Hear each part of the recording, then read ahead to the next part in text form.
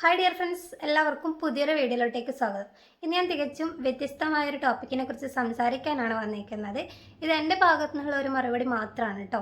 എനിക്ക് ഇതിൽ എന്താണെന്ന് തോന്നുന്നുള്ളതാണ് ഞാൻ നിങ്ങൾക്ക് മുന്നിൽ ഇപ്പം പറയാൻ വേണ്ടി പോകുന്നത്. അതായത് നമ്മുടെ ഗ്രീഷ്മ സ്വന്തം കാമുകനെ എന്ന് പറയാൻ നമുക്ക് പറ്റത്തില്ല, ഭർത്താവിനെ തന്നെ താലിയൊക്കെ കെട്ടുന്നതുകൊണ്ട് നമുക്ക് ഭർത്താവെന്ന് തന്നെ വേണം പറയാൻ. ഭർത്താവിനെ ഇത്രയും ക്രൂരമായിട്ട് വിഷം കുടിപ്പിച്ച് കൊന്ന കേസിൽ കോടതി വധശിക്ഷയ്ക്ക് വിധിച്ചിരിക്കുകയാണല്ലേ ഗ്രീഷ്മയെ. അതിൽ അങ്ങേയറ്റം ഹാപ്പി ആയിട്ടുള്ള ഒരാളാണ് ഞാൻ കേട്ടോ.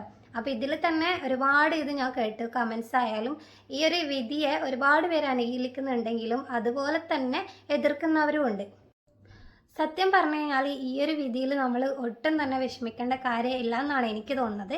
കാരണം എൻ്റെ ഒരു സൈഡ് നോക്കുകയാണെങ്കിൽ ഒരു മനുഷ്യജീവൻ ഈ ഭൂമിയിൽ നിന്ന് പൊലിഞ്ഞു പോകുമ്പോൾ ആ ഒരു വിഷമം മാത്രമേ എനിക്ക് ഈ ഒരു ശിക്ഷ നടപ്പാക്കിയതിൽ ഉള്ളൂ കേട്ടോ. അല്ലാണ്ട് ഈ ഒരു ക്രിമിനൽ മൈൻഡോടുകൂടി ഒരാളെ കൊല്ലാൻ കാണിച്ച ആ ഒരു ബുദ്ധിയെ ഞാൻ ഒരിക്കലും ഇതാക്കുന്നില്ല. എനിക്ക് നല്ല ഹാപ്പിനെസ് തന്നെയാണ് ഈ ഒരു വിധി വന്നതിൽ. ആ കുടുംബത്തിന്, ആ ഷാരോണിൻ്റെ കുടുംബമായാലും അത്രയധികം എന്താ പറയുക, സ്വന്തം മകന് നീതി ലഭിച്ചു എന്നുള്ള ആ ഒരു സന്തോഷത്തിലാണ് ഇരിക്കുന്നത്. അതുപോലെ തന്നെയാണ് ഓരോ ജനതയും, മനസാക്ഷിയുള്ള ഓരോ ആൾക്കാരും ഇതിനെ കാണുന്നത് ഈ ഒരു ലെവലിൽ തന്നെയാണ്. അതായത് ഷാരോണിന് നീതി ലഭിച്ചു എന്നുള്ള രീതിക്ക് കുറ്റം ചെയ്തവർ തീർച്ചയായും ശിക്ഷിക്കപ്പെടണം എന്നുള്ളത് നിയമം തന്നെയാണ്. നിയമം പല വഴിക്ക് എന്താ പറയുക, ഭയങ്കര ക്രിമിനൽ കുറ്റമൊക്കെ ചെയ്തിട്ടുള്ളവരെയൊക്കെ എന്താ പറയുക, യാതൊരുവിധ ശിക്ഷ, അങ്ങനെ കാര്യമായിട്ടുള്ള ശിക്ഷ ഒന്നും കൊടുക്കാതെ ഇരിക്കുന്ന സമയത്ത് ഈ ഒരു കേസിൽ നമ്മുടെ നിയമം കറക്റ്റായിട്ടുള്ള ഒരു ശിക്ഷയാണ് വിധിച്ചത്. അപ്പോൾ അതിനെ എതിർക്കാൻ കൂടി ആൾക്കാർ എന്തിനാണ് നിൽക്കുന്നതെന്നുള്ളത് നമുക്ക് മനസ്സിലാവുന്നില്ല.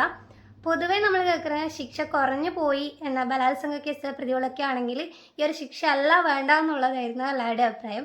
എന്നാൽ ഇത് നമ്മുടെ നിയമം കറക്റ്റായിട്ടുള്ള ഒരു ശിക്ഷ നടപ്പാക്കിയത് കൂടി ആൾക്കാർ എന്തിനാണ് എന്താ പറയുക, ഇതിൻ്റെ ഒരു നെഗറ്റീവ് സൈഡ് എടുത്ത് പിടിക്കുന്നതെന്നുള്ളത് എനിക്കറിയത്തില്ല. അപ്പം അതെന്താണ്, നിങ്ങളൊക്കെ ഈ വീഡിയോ കാണുന്നത് എന്താണ്, അതിനെ അനുകൂലിക്കുന്നവർ എന്താണ് നിങ്ങൾ ഉദ്ദേശിക്കുന്നത് എന്നുള്ളതൊന്ന് കമൻ്റായിട്ട് അറിയിക്കണം കേട്ടോ. ഈ ഒരു ശിക്ഷാവിധിയിൽ നമ്മുടെ ലോയർമാർ തന്നെ ഒരുപാട് പേര് ഇതിനെ എതിർക്കുന്നവരുണ്ട്. അതായത് ഇത്രയും വലിയൊരു ശിക്ഷാവിധി വേണ്ടായിരുന്നു, പ്രതിയുടെ പ്രായം കണക്കിലെടുക്കണം എന്നൊക്കെ പറഞ്ഞിട്ട്. അപ്പം ഞാനൊന്ന് ചോദിക്കട്ടെ, ഈ ഒരു പ്രതി ഈ ഒരു ചെറിയ വയസ്സിൽ തന്നെ ഇത്രയും വലിയൊരു കുറ്റകൃത്യം ചെയ്യണമെങ്കിൽ അവർ എത്രത്തോളം പ്രീ പ്ലാൻഡ് ആയിരിക്കും ഈ ഒരു മർഡർ ചെയ്യാനായിട്ട്? അപ്പോൾ നമ്മൾ എന്താ എടുക്കേണ്ടത്? അവരുടെ പ്രായമല്ലല്ലോ, ആ ഒരു ക്രിമിനൽ ബുദ്ധിയാണ് നമ്മൾ ഇവിടെ ശിക്ഷിക്കുന്നത്, ആ ഒരു പ്രായത്തിനെ അല്ല നമ്മൾ ശിക്ഷിക്കുന്നത്. അപ്പോൾ അങ്ങനെയല്ലേ നമ്മൾ നീതി ഇതിന് കൃത്യമായിട്ടുള്ള വഴികളിലൂടെ തന്നെയാണ് പോകുന്നത്. ഇനി ഈ ഒരു കേസ് ഉടനീളം ഈ ഒരു ശിക്ഷാവിധി ഇങ്ങനെ തന്നെ ആയിരുന്നാൽ മതി എന്ന് എനിക്ക് പറയാനുള്ളൂ. അതായത് ഹൈക്കോടതി, സുപ്രീം കോടതി ഒക്കെ അപ്പീലിന് പോകാൻ വേണ്ടി ചാൻസ് ഉണ്ടല്ലോ. അപ്പോൾ ഈ ഒരു കേസിൻ്റെ സ്വഭാവം ഇതേപടി അങ്ങ് നിലനിൽക്കണം എന്ന് തന്നെയായിരിക്കും നമ്മുടെ കേരളത്തിലെ ജനങ്ങൾ ഒട്ടുമിക്ക പേരും ആഗ്രഹിക്കുന്നത്. ഒട്ടുമിക്ക പേരല്ല, 80% ആൾക്കാർ അങ്ങനെ തന്നെയായിരിക്കും ആഗ്രഹിക്കുന്നത് അല്ലേ. ഇന്ത്യയിൽ ക്രിമിനൽ കേസിന് വധശിക്ഷ വിധിക്കുമ്പോൾ കോടതികൾ റെഫർ ചെയ്യുന്ന ഒന്നുണ്ട്. അതായത് റെയറസ്റ്റ് ഓഫ് റെയർ, അപൂർവങ്ങളിൽ അത്യപൂർവമായ കേസിന് മാത്രമേ വധശിക്ഷ വിധിക്കാൻ വേണ്ടി പറ്റൂന്ന്. ഈ ഒരു നിയമം ഫോളോ ചെയ്യണം നിർബന്ധമില്ല. പരമാവധി ഒരു കൊലക്കുറ്റത്തിന് പരമാവധി നമുക്ക് വധശിക്ഷ വിധിക്കാനും വേണ്ടിയിട്ട് പറ്റും. ഈ ഒരു കേസ് റെയറസ്റ്റ് ഓഫ് റെയർ എന്ന് കോടതി പറയുന്നത് തികച്ചും ശരിയായിട്ടുള്ള ഒരു കാര്യമാണ്. അതായത് പാരാക്വറ്റ് ഡൈക്ലോറൈഡ് എന്ന് പറയുന്ന ഒരു വിഷ കളനാശിനിയാണ് ഷാരോണിൻ്റെ ശരീരത്തിൽ ഈ ഗ്രീഷ്മ കഷായം വഴി എത്തിച്ചിരിക്കുന്നത്. അതായത് കളകളെയും പുല്ലുകളെയൊക്കെ നശിപ്പിക്കാൻ വേണ്ടിയിട്ട് ഉപയോഗിച്ചിരുന്ന ഒരു കളനാശിനിയാണ് കേട്ടോ. ഈ വിളവെടുപ്പിന് മുന്നോടിയൊക്കെ ആയിട്ട് ഈ പരുത്തി പോലുള്ള വിളകളൊക്കെ ഇത് കരിച്ചു കളയാൻ വേണ്ടിയിട്ട് യൂസ് ചെയ്യാറുണ്ട്. അപ്പം ഇത്രയും മാരകമായ ഒരു വസ്തുവാണ് ഒരു മനുഷ്യൻ്റെ ശരീരത്തിലേക്ക് എത്തി അയാളെ കൊലപ്പെടുത്തിയിരിക്കുന്നത്. അപ്പോൾ ഈ ഒരു വിഷവസ്തു എങ്ങനെയാണ് ഒരു മനുഷ്യ ശരീരത്തിൽ പ്രവർത്തിക്കുന്നതെന്നുള്ളത്, അതായത് ആന്തരിക അവയവങ്ങളെ അഴുകി ദ്രവിപ്പിക്കാൻ ശേഷിയുള്ള ഒരു വസ്തുവാണ് പാരാക്വറ്റ് ഡൈക്ലോറൈഡ് എന്ന് പറയുന്നത്. അപ്പോൾ ഈ ഷാരോണിൻ്റെ കേസ് എടുക്കുകയാണെങ്കിൽ 11 ദിവസം ഒരു തുള്ളി വെള്ളം പോലും ഇറക്കാൻ പറ്റാത്തതാണ് ഷാരോൺ ഈ ഒരു എന്താ പറയുക മരണക്കിടക്കയിൽ കിടക്കുന്നുണ്ടായത്. അപ്പോൾ അത്രയും ക്രൂരത ചെയ്തിട്ട് ഈ ഒരു പ്രതിന എല്ലാവരും എന്തിനാണ് സപ്പോർട്ട് ചെയ്യുന്നതെന്നുള്ളത് എനിക്കൊരു തരത്തിലും മനസ്സിലാവാത്തൊരു കാര്യമാണ്. സപ്പോർട്ട് ചെയ്യുകയല്ല വേണ്ടത്, ആ ഒരു മനുഷ്യജീവൻ പൊലിഞ്ഞു പോകുന്നതെന്നുള്ള കാര്യത്തിൽ മാത്രമേ എനിക്ക്, ആ ഒരു രീതിക്ക് മാത്രമേ എനിക്ക് വിഷമമുള്ളൂ. അല്ല എന്നുള്ള കാര്യത്തിൽ ഷാരോണിൻ്റെ ഭാഗത്ത് തന്നെയാണ് ഞാൻ നിൽക്കുന്നത്. ഇതിന് മുന്നേ ഒക്കെ നമ്മൾ ഇതുപോലത്തെ കേസ് ഒരുപാട് കേട്ടിട്ടുണ്ട്. അതായത് ഈ വിഷം കൊടുത്ത് കൊലപ്പെടുത്തി. അതായത് വിഷം കൊടുത്തു പെട്ടെന്ന് തന്നെ മരണാവസ്ഥയിലേക്ക് പോകുന്ന കേസുകളാണ് നമ്മൾ അധികവും കേട്ടിട്ടുണ്ടായത്. അല്ലെങ്കിൽ നമ്മുടെ വീടുകളുടെ അടുത്തൊക്കെ ഈ വിഷം കഴിച്ച് മരിച്ചവരൊക്കെ ഉണ്ട്. അതൊക്കെ പെട്ടെന്ന് മരണാവസ്ഥയിലേക്ക് പോകുന്നതാണ്. ഇതെന്ന് വെച്ച് കഴിഞ്ഞാൽ 11 നീണ്ട ദിവസങ്ങളാണ് ഒരു തുള്ളി വെള്ളം പോലും ഇറക്കാൻ വേണ്ടി പറ്റാതെ ഷാരോൺ മരണക്കിടക്കയിൽ കഴിഞ്ഞത്. അപ്പോൾ പോലും ഈ ഒരു ഗ്രീഷ്മയുടെ പേര് വെളിപ്പെടുത്തിയില്ല എന്നുള്ളതാണ് അതിനേക്കാൾ സങ്കടം തോന്നുന്ന മറ്റൊരു കാര്യം. കാരണം തൻ്റെ ഇതേ താൻ സ്നേഹിച്ച ആ ഒരു പ്രണയിനെ സേഫാക്കി വെക്കാൻ വേണ്ടിയിട്ട് ആ ഒരു ചിന്ത മാത്രമേ അപ്പോൾ അവിടെ വർക്കൗട്ട് ആയിട്ടുണ്ടാവും. അപ്പം നേരെ മറിച്ച് നമ്മൾ ഗ്രീഷ്മയിലേക്ക് വരികയാണെങ്കിൽ അവിടെ പ്രവർത്തിച്ചത് ഒരു മാസ്റ്റർ മൈൻഡ് തന്നെയാണ്. അതായത് ഒരു പ്രീ പ്ലാൻഡ് കുറേ നാളായിട്ട് ചിലപ്പോൾ പ്ലാൻ ചെയ്യുന്ന കാര്യങ്ങളായിരിക്കും. ഇതിന് മുന്നേ ഒരു കഷായത്തിൽ ജ്യൂസിൽ വിഷം അതായത് പാരസെറ്റമോളൊക്കെ പൊടിച്ചിട്ട് കൊടുത്ത് ആ ഒരു വാർത്തയൊക്കെ നമ്മളെല്ലാവരും കണ്ടതാണല്ലോ. അപ്പോൾ അതിന് തന്നെ ഇത് കുറേ നാൾ മുന്നത്തെ തന്നെ പ്ലാൻ ചെയ്യുന്ന കാര്യം തന്നെയാണിത്. അത് കൃത്യമായിട്ട് കോടതിക്ക് മനസ്സിലായിട്ടുണ്ട് ആ ഒരു ക്രിമിനൽ മൈൻഡ് എത്രത്തോളം വലിയതാണ് എന്നുള്ളത്. ഈ ഗ്രീഷ്മ എന്ന് പറയുന്ന വ്യക്തി നമ്മുടെ ഈ പ്രണയിച്ച് വിവാഹം കഴിക്കുന്നവർക്കായാലും പ്രണയിനികൾക്കൊക്കെ ആയാലും ഭയങ്കര ഒരു അപമാനം തന്നെയാണെന്നാണ് എനിക്ക് പേഴ്സണലി തോന്നുന്നത്. അത് തന്നെയാണ് എനിക്ക് പറയാനുള്ളത്. അതായത് നമ്മളിപ്പം ഒരാളെ ഇഷ്ടപ്പെടുകയാണെങ്കിൽ അവർക്കൊരു ബുദ്ധിമുട്ട് വരുമ്പം ചെറിയൊരു ബുദ്ധിമുട്ട് വരുമ്പം കൂടി നമ്മുടെ മനസ്സൊന്ന് പെടയാറുണ്ടല്ലേ.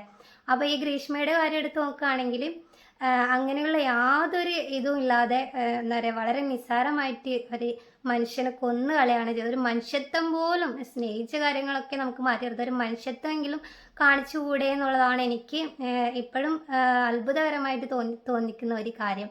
അതായത് മറ്റൊരു റിലേഷനിലേക്ക് പോകാൻ വേണ്ടിയിട്ടാണ് ഈ ഒരു വ്യക്തിയെ കൊന്നു കളഞ്ഞതാണല്ലോ പറയുന്നത്.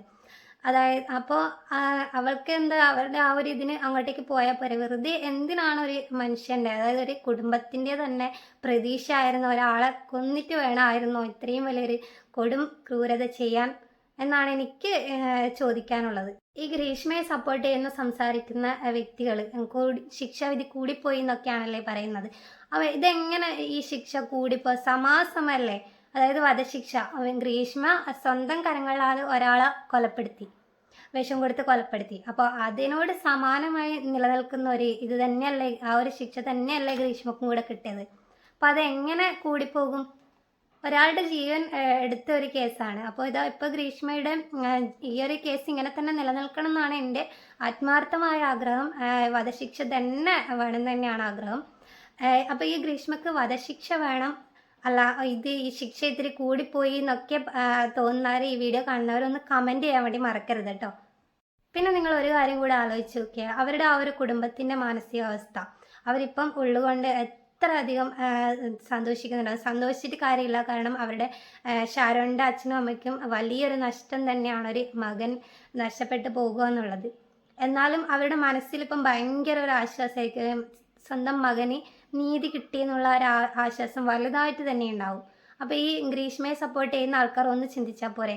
അതായത് ഈ ഷാരോണിൻ്റെ വീട്ടുകാർ എത്രത്തോളം സ്ട്രഗിൾ ചെയ്തിട്ടുണ്ടാവും ആ ഒരു കുട്ടിയെ ഇത്ര വലിയ ആളാക്കി വളർത്തിയെടുക്കാൻ വേണ്ടിയിട്ട്, പഠിപ്പിക്കാനും ഒക്കെ ആയിട്ട്.